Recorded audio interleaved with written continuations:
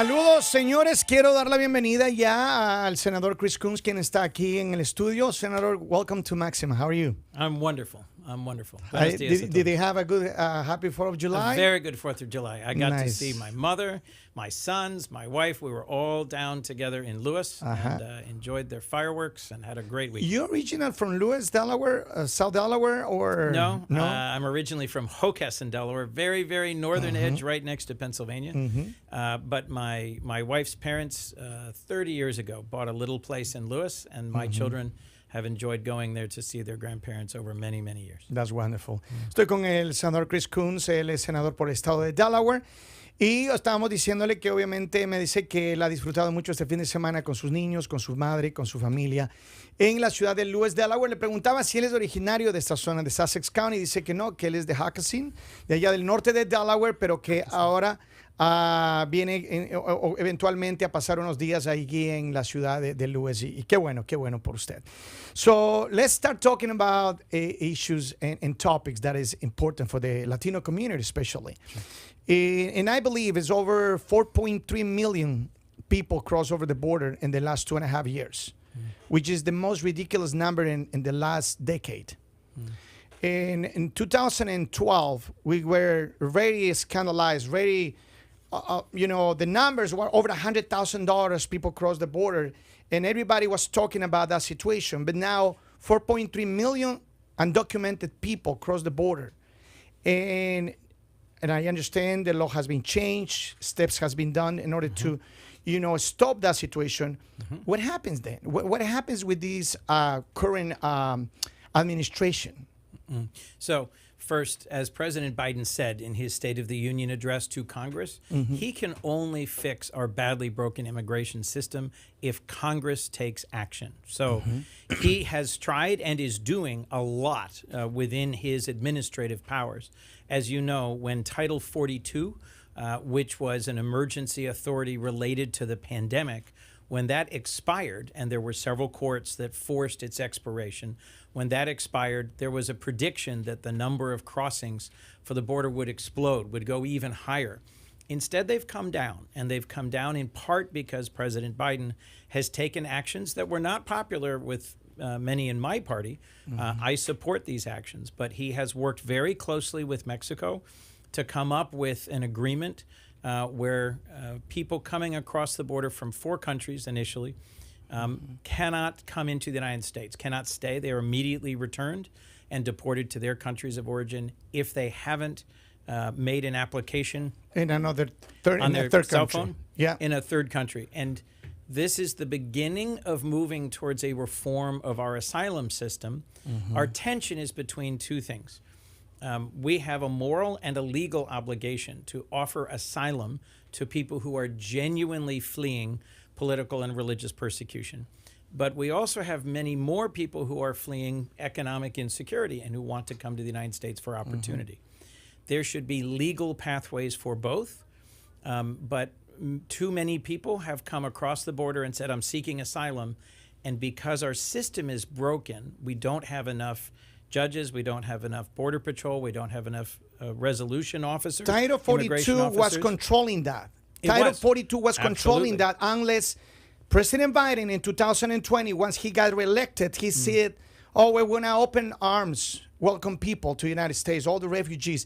He mentioned that, and then people start flying to the United States. And I agree with you. We should be compassionate in receiving people who is fleeing from crime and all these religions, persecution, and all political situations.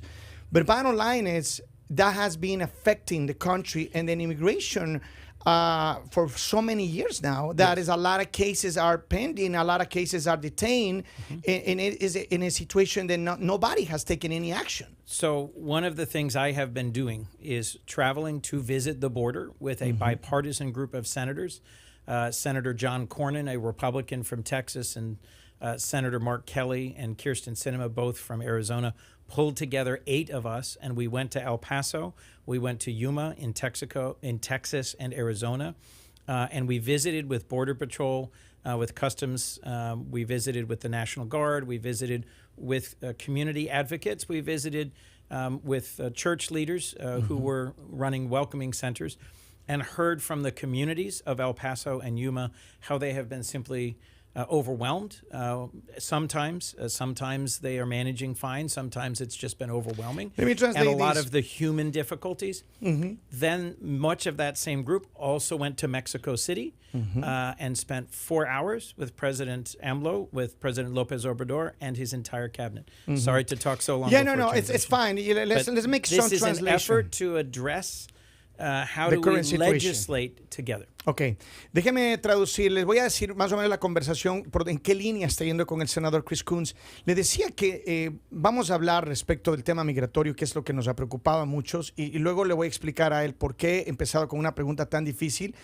Él como senador dice que el presidente Biden ha hecho mucho esfuerzo para poder, después de terminarse el título 42, detener la cantidad de personas que siguen llegando a los Estados Unidos o que llegaban en cantidades importantes. Se dijo, él menciona que en algún momento el título 42, cuando se termine, iba a traer más personas, lo cual no ha pasado.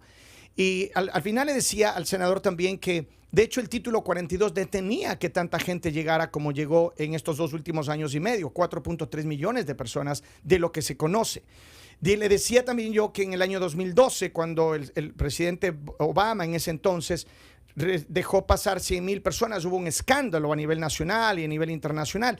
Pero ahora dice el senador que, de hecho, este es un esfuerzo que tiene que venir del Congreso, que él con otros congresistas republicanos y demócratas han estado visitando varias ciudades en El Paso, Texas, en toda esa región de Texas de la frontera, para poder mirar y hablar directamente con los inmigrantes. Y hay algo que él enfatiza y dice que es importante tener el lado de compasión en el que se le recibe a los refugiados, a los que vienen huyendo de crímenes por religión o políticos o de crímenes en general de América Latina. Pero dice que esa parte también ha confundido y ha llegado otra gente, miles y miles de personas han llegado por la crisis económica y han cruzado buscando refugio. Entonces, la pregunta, I tried to make as much as I can this translation, but one of the concerns that we have in the United States, and we understand the part that we have to be compassionate. Everybody deserves the opportunity to be in the United States. But the problem is, you mentioned something. The broken law is a problem. The broken immigration situation is a big deal. Now, in the Congress, I haven't seen any proposal, and this is not the first time that you and we talk about this. This is at least the third time in the last 3 years. Nobody is taking any serious action to put together either a task force or a bipartisan group of people to work to make an immigration reform. It's not happening. Have you looked at the Dignity Act introduced in the House? So we had 2 relatively new legislators. Not new. I mean, they haven't been there 30 years. They've been there a decade. Maria Salazar, Republican, yes. Cubana from Miami, Florida, and Veronica Escobar from El Paso, Democrat. And they were both on our trip to Mexico City together, and they have spent months and months putting together a very significant and comprehensive bill. It is very ambitious. I am hopeful that some big portions of that bill can be taken now in the Senate. 2 things happened. The House sent us a bill on immigration that was Republican only and did not have any of the sort of accommodations or humanitarian side. Democrats typically try to pass bills that are Democrat only and that don't have the asylum reforms or the border strengthening. To resolve this, we need both. And you know, I was part of a group in 2013 and in 2017 that worked very hard to get a bill to the floor to get 60 votes in the Senate.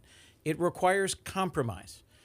To get progress in immigration, we have to be willing to recognize that the border needs to be strengthened, that we have to control the border, we have to invest in border security, and we're going to have to make changes to our asylum laws that reduce the number of people coming seeking asylum. But we also have to provide pathways for legal immigration to work in agriculture, to work in hospitality, to come here to study. and to have a way for people to come in and and legalize leave and the come over in and 20 leave. million undocumented is in the United States already. Because that's the problem. The problem is At the end of the day, we are that growing is the that core number, of this Dignity Act. Yes. right? So let me translate this part, que es muy Yes. importante. I'm gonna ask you to remember remind me the names of the senators. So una republicana, Esther Salazar, de María Florida, Salazar. María Salazar, María Salazar de Florida, y una demócrata de Texas, what's her name? Verónica Escobar. Verónica Escobar y la señora Salazar, las dos, republicana y demócrata, han puesto un paquete, una propuesta que se llama el paquete de la dignidad, que lo he leído, no profundamente, pero lo he leído, que propone varias alternativas. Una legalización sin ciudadanía, propone 10 años, propone algunas penalidades antes de llegar a la residencia permanente. Y lo que el senador está hablando, dice que esta es una propuesta, él ha trabajado en el año 2013, en el 2017 en una propuesta bipartidista, pero que nunca llegó a un buen puerto. Now, you as a Democratic senator, you know that it is important for the Latino community in the country Yes. to find a solution. Do you think what they proposed lately is going to be a solution? Do you think we're going to have the votes in order to pass in the Senate and in the House? It does not have the votes in the House. Okay. It is a proposal that they have they've introduced it in the House, and they are hoping that a group of us in the Senate can take it up and send it back to them. And I am talking with Senators Tillis and Senator Cornyn and two other senators who do not want to be public yet because they're concerned about the pushback.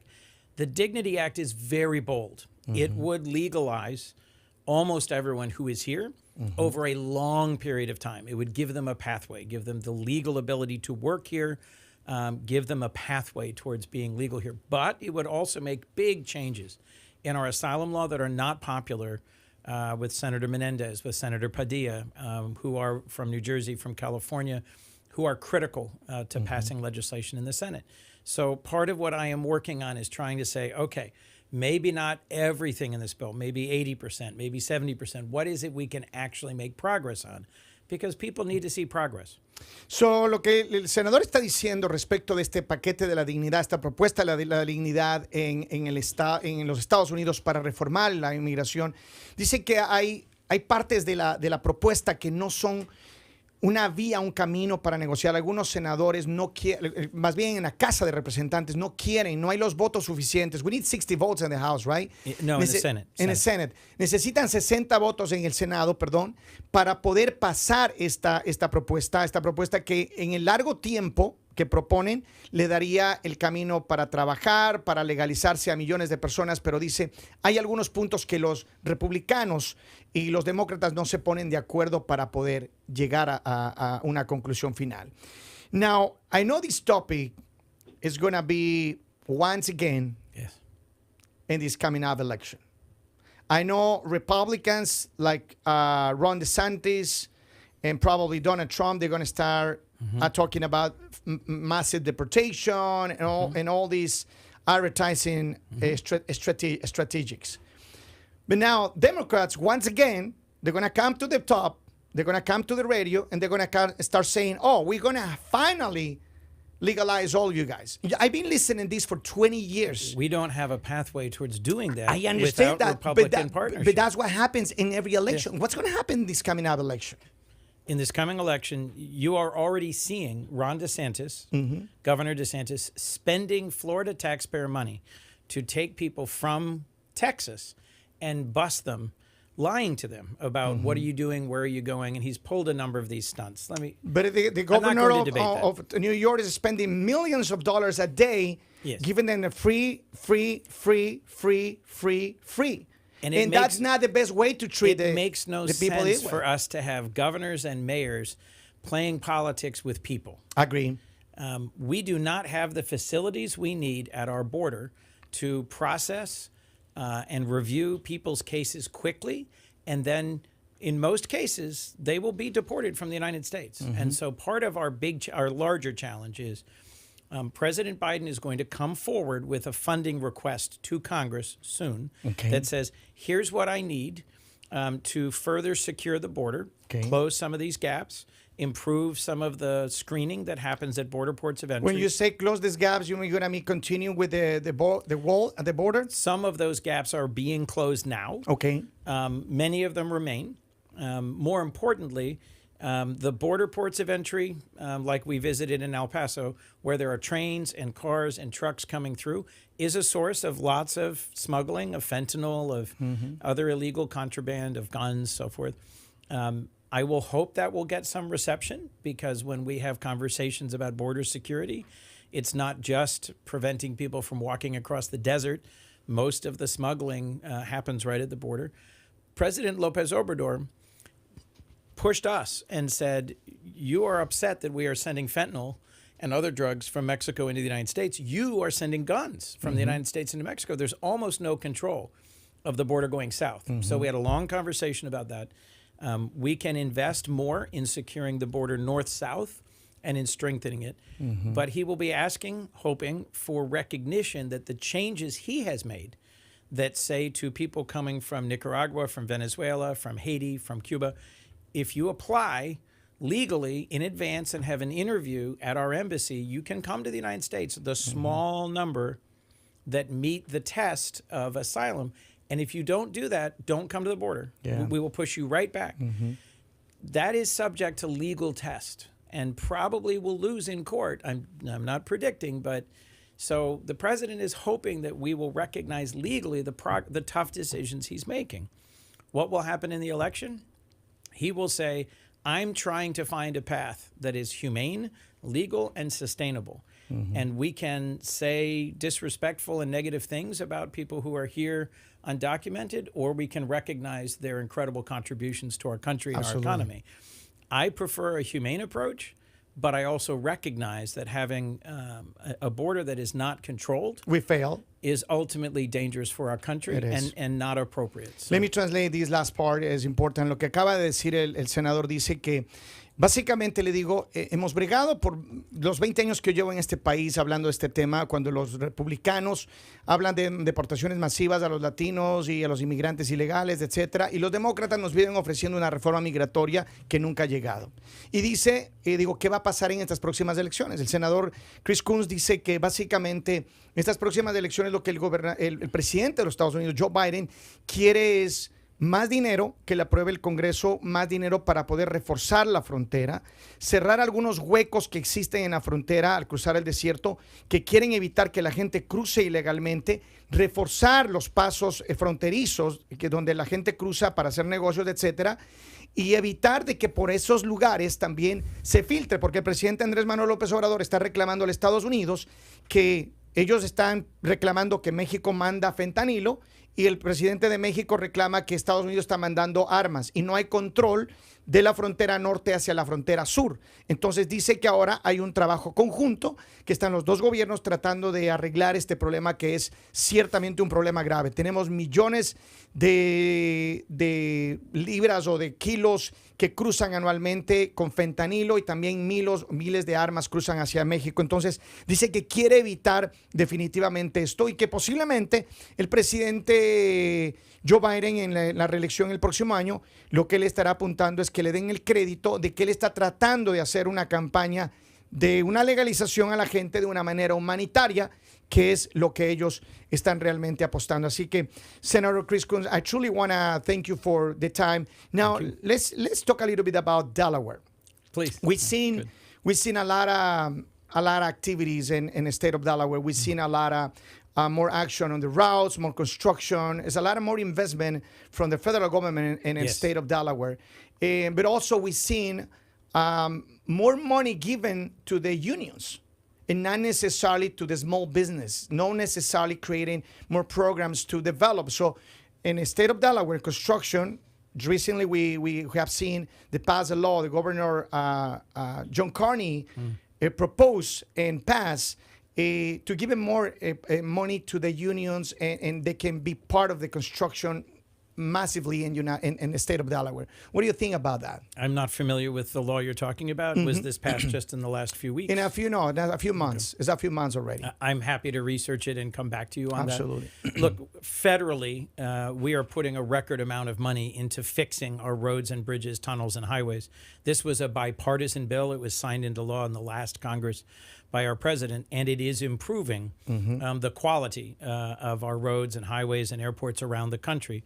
There was just an announcement in the last 2 weeks for Delaware, specifically $107 million to improve our cell service. And I will say, as I was trying to talk to my wife as I was walking around yesterday, we could use some improvement in cell service in Sussex County. It's getting better, but it needs more.